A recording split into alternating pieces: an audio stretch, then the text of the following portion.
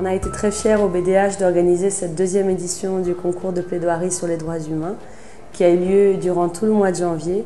D'abord au sein des locaux de l'Université Quisqueya et pour la finale au nouveau palais de justice de la Cour de cassation sur le Champ de Mars en présence du président de la Cour, de nombreux invités et d'un jury prestigieux. Ce concours a plusieurs objectifs. Le premier objectif, c'est d'offrir aux jeunes, aux étudiants finissant en droit, un espace pour se former à l'art oratoire, à l'art de plaider.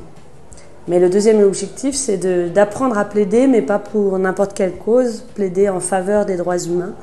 Et le troisième objectif de ce concours, c'est d'identifier des jeunes qu'on puisse accompagner par la suite pour former une relève, pour une nouvelle génération de professionnels du droit qui puissent être à la fois intègres, compétents et sensibilisés aux droits humains.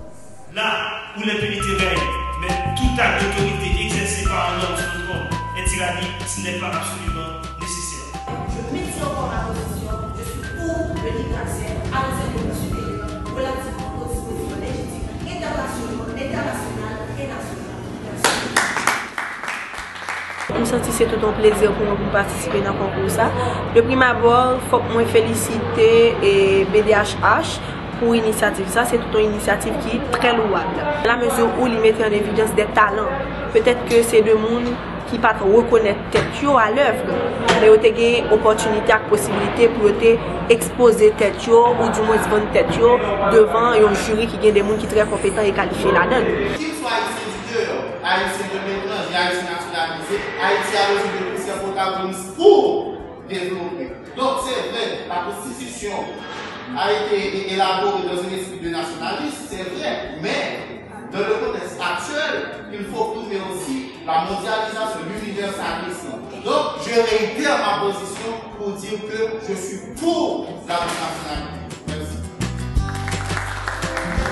Concours, ce n'est pas une question de gagner ou bien perdre. L'essentiel, c'est participer, c'est exercer talent, c'est venir apprendre et puis tout pour tirer le meilleur, le plus possible de concours. Ça.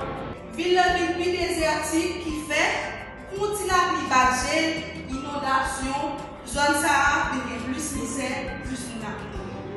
Mais ironiquement, priorité, pas qui conséquence ça va avoir sur la vie du monde, qui conséquence ça va avoir sur l'environnement.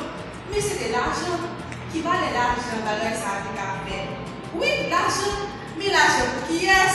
L'argent pour agir qui est?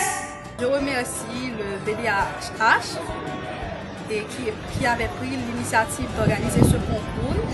D'autant plus que c'est sur les droits humains, donc un sujet palpitant d'intérêt. À ce stade où nous sommes en Haïti, il est important que nous autres étudiants et professionnels du droit s'implique, que ce soit en théorie mais en pratique aussi, de défendre et de faire la promotion des droits humains. Parce qu'il s'agit entre autres du droit à la vie, à la sécurité, du droit au bonheur, au bien-être, du droit à la liberté, à l'égalité. Cela révèle pour moi d'une importance capitale et je pense qu'à travers ce concours, j'ai eu la chance de me manifester une fois de plus cette lourde tâche et j'espère continuer à travailler parce qu'il me reste beaucoup à faire. Émile Luders, né d'une mère haïtienne et de père allemand, jouissait d'une double nationalité, allemande et haïtienne. Et un beau jour, il s'est fait arrêter pour agression à l'encontre des policiers dans l'exercice de leur fonction. Il a été condamné à 1 mois d'emprisonnement et 48 jours d'amende. C'est une activité qui est extrêmement importante. Il permet que un ensemble de jeunes qui font dans la faculté ou bien qui licencient en droit jouent un espace côté jeunes capables et expérimenter ça les plaidoiries. Dans ce sens, c'est une activité qui doit plus encourager tout. Dans ce sens, on a essayé de demander l'autre organisation pour emboîter le pas, pour continuer dans la même lignée. Et je me sens content, fier tout du fait que semi-finaliste, parce que tu as 32 compétiteurs et normalement je me arrête 4 seulement. Donc je me sens fier, content et nous pensons dans la finale là, nous avons le meilleur de nous-mêmes de manière à ce que pour nous avons une demi-finale, une finale qui est à la hauteur.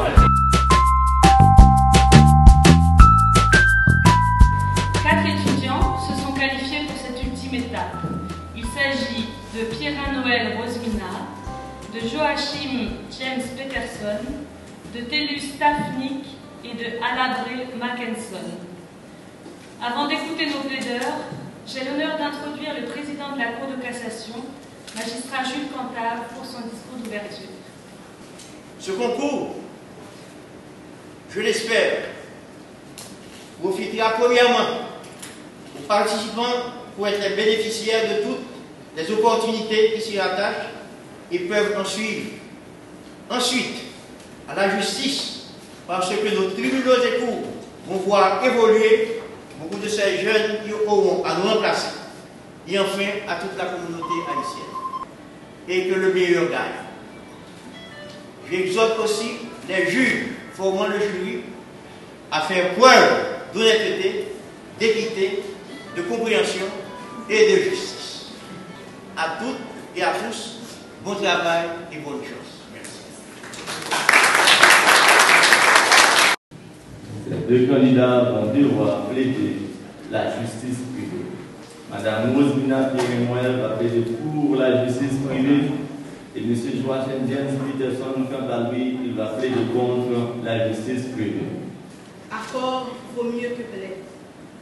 Mesdames et messieurs, ces méthodes évitent à la société de devoir toujours apporter la réparation, de devoir toujours dépenser des millions de dollars des contribuables aux frais de justice pour des conflits qui pourraient être résolus à l'amiable. Oui, c'est un gaspillage économique inacceptable. Mais est-ce que la justice privée, ou du moins est-ce que l'arbitrage doit se substituer à la justice étatique ou à l'autorité étatique? Non. Cela affaiblirait tout le système. Notre jury déclare vainqueur la candidate Pierre-Noël Rosmina.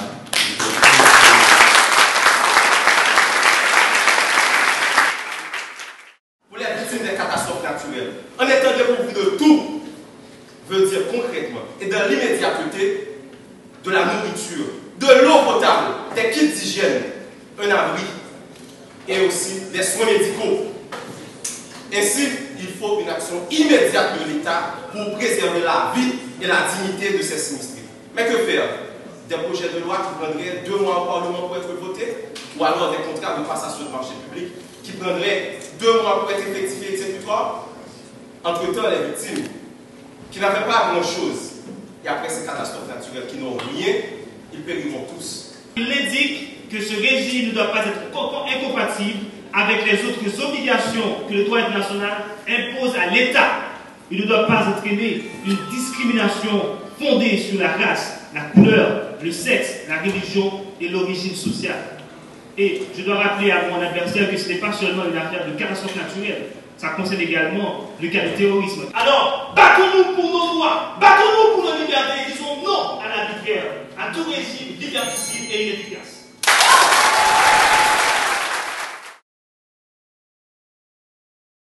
Ces personnes tuées pour la couleur de leur peau, ces personnes tuées pour leur religion, qui sommes-nous pour rester les bras croisés?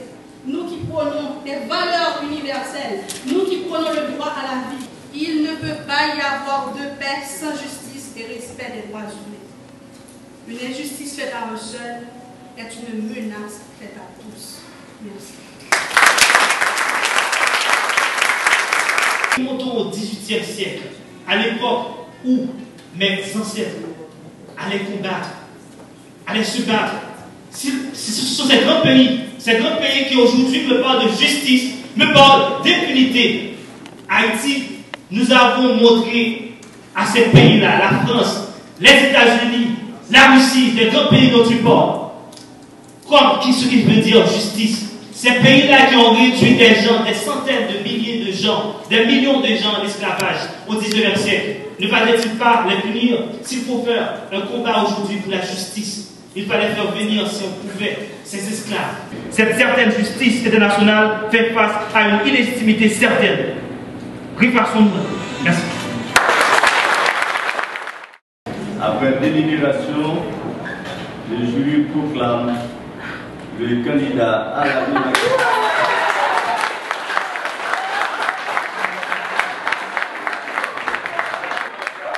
La finaliste de cette deuxième édition du concours de plaidoirie, mademoiselle Pierrin Noël.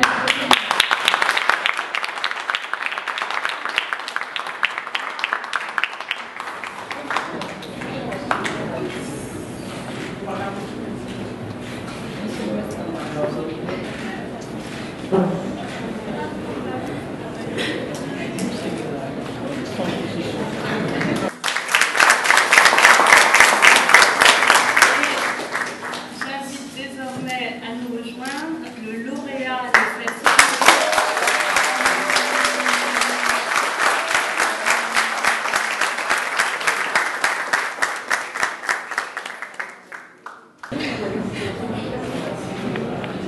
félicitations à vous.